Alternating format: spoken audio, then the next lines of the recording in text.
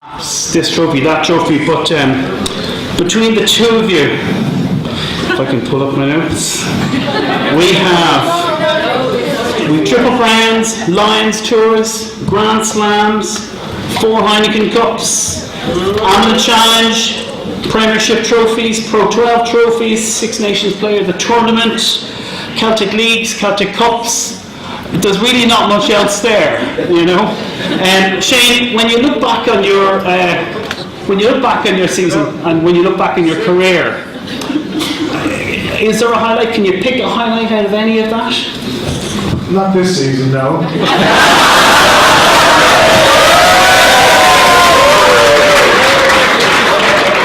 Both at a personal level more so than a collective level, but I think you guys are thinking collective there. But I think I've probably played, I'd say I've played 4 games I've done well this year. So, like you said, I've been very fortunate in terms of being around a team that we've had a lot of success. So, but probably from my point of view, it was 2009 when we won the Heineken Cup first, and where we were and where we had kind of eventually got to was quite important, and that kind of was the catalyst of things to come. So that was probably very enjoyable, and that was one that I'd probably cherish more than others. And Gordon, your time out on the pitch, it's been well documented, you know, right from the very start. You got a call from Warren Gatland just before you were about to start your leaving cert to go on tour with Ireland, and I don't think there's anybody here who would have said, no, I think I'll prefer to do my exams, thank you very much. But when you're hit with a decision like that and you're so young, what's going through your mind? What, you know, like, I'm presuming you didn't stand up and say, I'm going to do my exams, did you?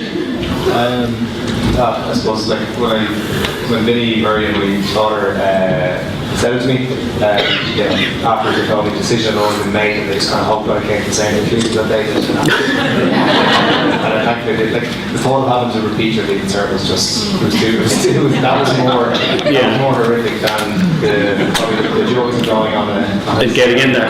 Going on a tour. And like I think really like while Shane, you know, this is the last time that we'll see you with Leinster. Really, Gordon, we should be celebrating a new contract for you more than anything else. There's still time left. Like you know, we have a World Cup in front of us. The World Cup final is 31st of October. When you wake up on the 1st of November with a medal around your neck, what's going to happen? What lays in store for you after that? When the Monday morning, you wake up, there's no training, no coaches, no S&C, nothing to do. What's ahead for you? Yoga. Is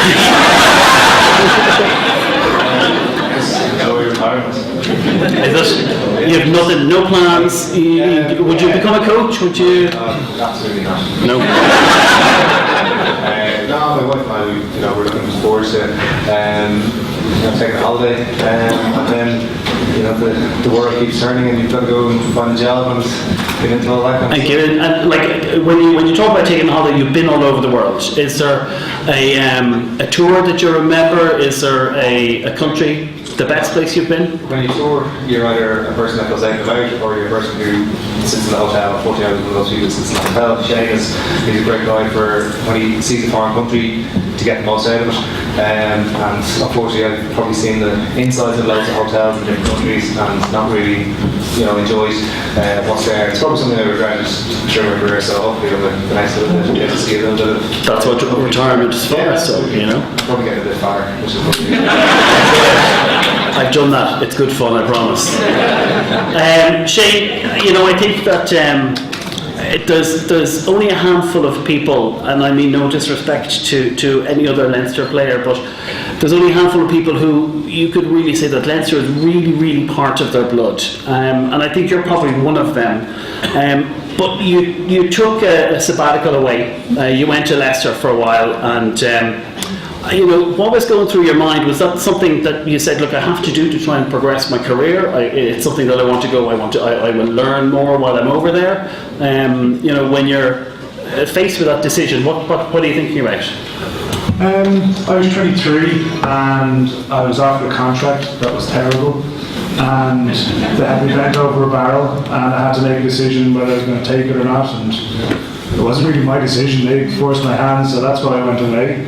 I remember being in the taxi in Leicester and my agent at the time was there saying I went to him, so have they got to where we want to get to? And they were like, no. And I was like, okay.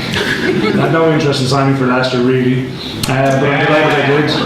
And I learned a lot, like you said. Went to a good club, they treated me very well, and I was delighted to get the opportunity to come back home, so thankfully it worked out. Yeah, like I think it could be certainly classed as a success. You know, there's nothing, and we wouldn't begrudge you the time away. I think that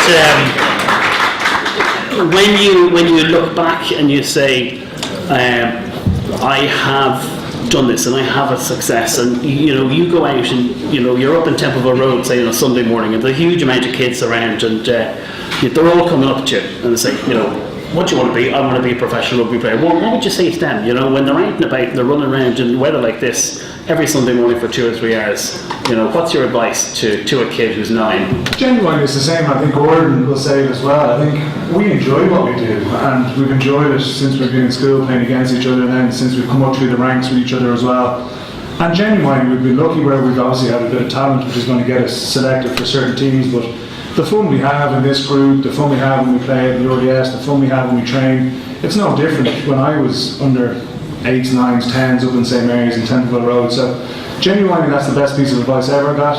And if you're enjoying something and you're doing it with friends and you're learning and you're being respectful and these kind of things to the people that are helping you out, you're going to get the most out of the game. So there's nothing cryptic or there's nothing big about it. If you're enjoying it and you're going to learn and you have an attitude that you want to develop, it's always going to be a positive. Yeah, and Gordon, I think about attitude. You spent a bit of time in the sidelines with some pretty serious injuries, and there was a lot of questions from some of us who really don't know what we're talking about as to whether you would come back, whether you would be good enough. And you answered all of those questions, but when you're facing long times on the sideline, what are you thinking about? Are you thinking about somebody who's there who's going to take your place? Are you figuring out how to get back fit again? Mentally, what's going through your head?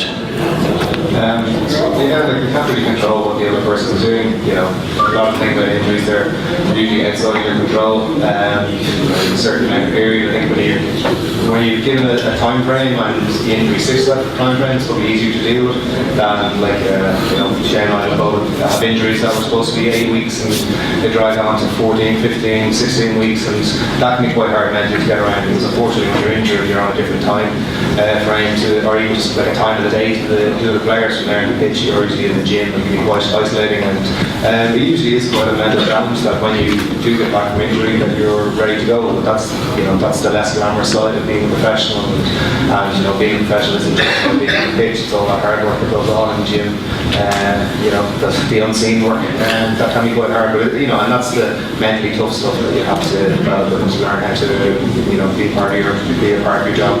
And when you're looking into the next couple of months, you've got another pre-season ahead of you, and the one thing that you hear from a lot of the retired players was, God, pre-season, that's just the thing that I cannot stand. And you obviously think that it's worthwhile to go through it. You've got a World Cup ahead. What are your, if you were to put 3 main targets for the next 4 or 5 months, what are they? Just one, get picked for the World Cup squad. I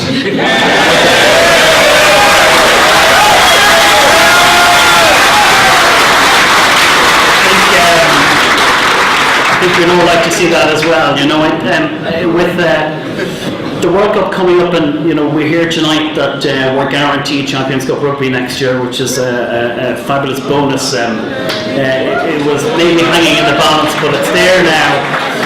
This season, you alluded to it briefly, this season hasn't been as good as we have as fans, as we have been used to. But Gordon, I know that you said in your letter to your open letter to the fans, say, look, you have every faith in this squad, you have every faith in the management team, and there's a lot of new players coming in who faces that we've seen before. Are you hopeful for next season for Leinster?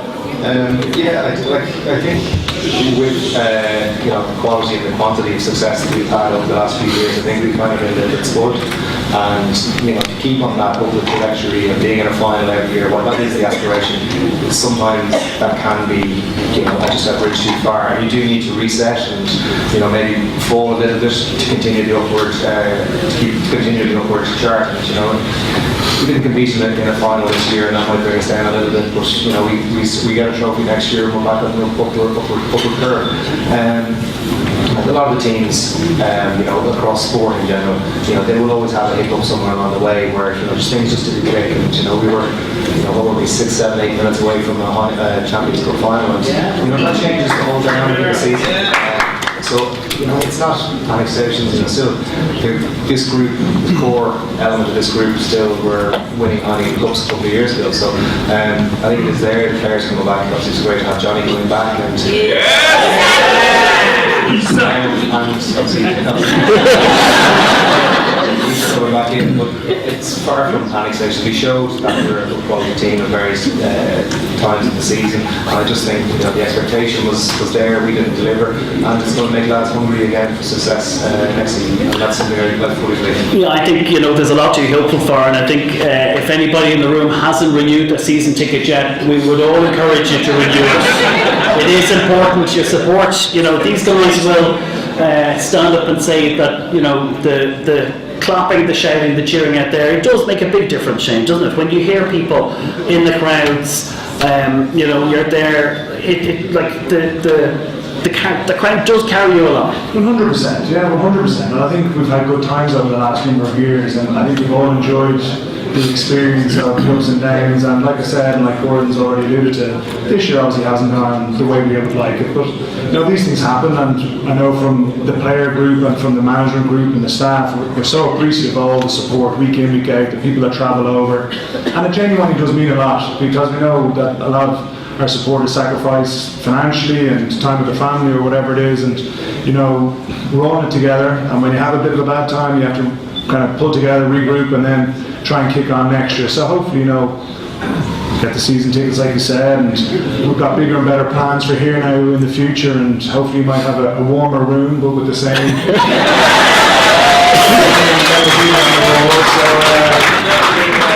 you guys have created this, and it's taken a lot of time and effort and emotion, and the club needs that, and the province needs that. So keep it up, and I'll be maybe not one of the official supporters, but I'll be certainly a supporter next year anyway. Good. I think, is this?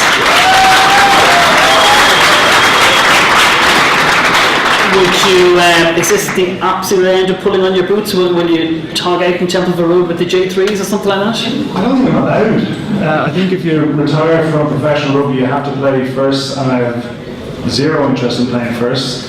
So maybe next year, if my body feels alright, I might try and play with some of my friends, whether that's Marys or Lansdowne. I pity the tag team that comes up against you. I will 100% not be playing tag. That game is stupid.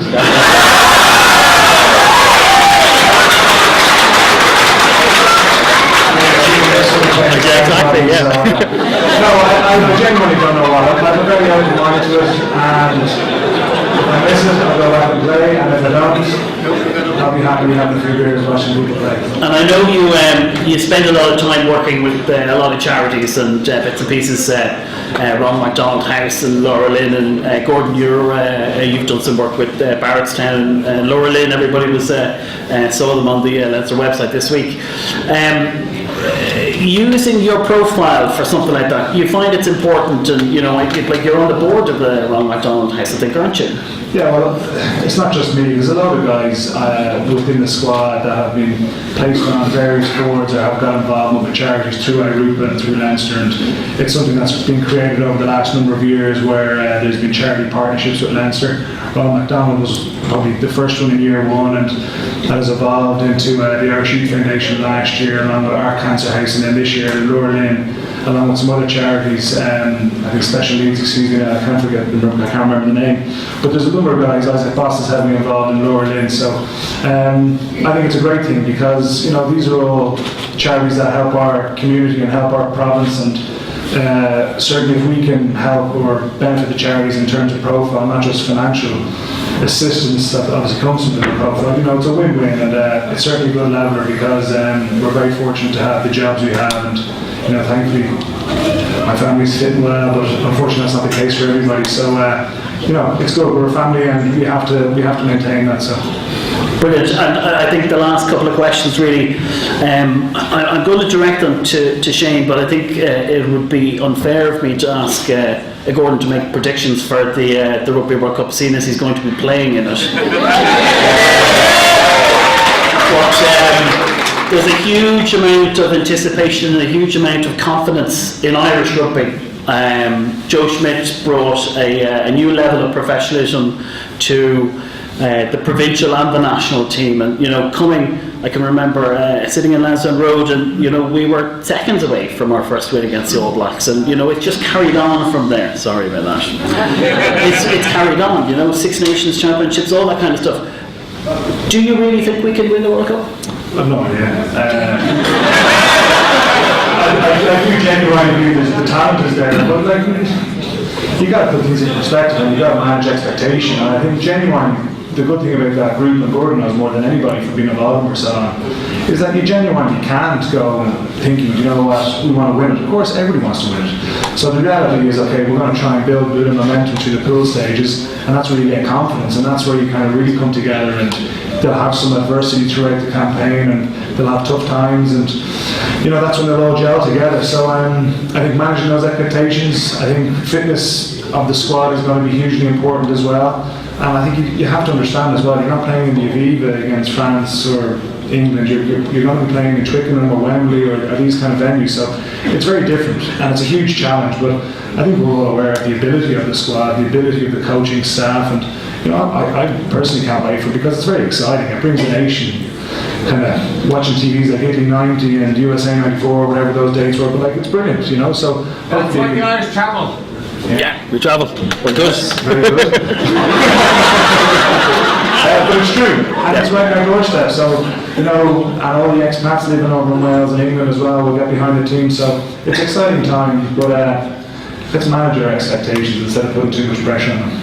Yeah, no, I think that Gordon, I said at the start that I normally run through a list of kind of achievements and bits and pieces, but when I was looking at the figures that go against your name, they really are off the chart. You are Leinster's most capped player at 261 caps as of this evening.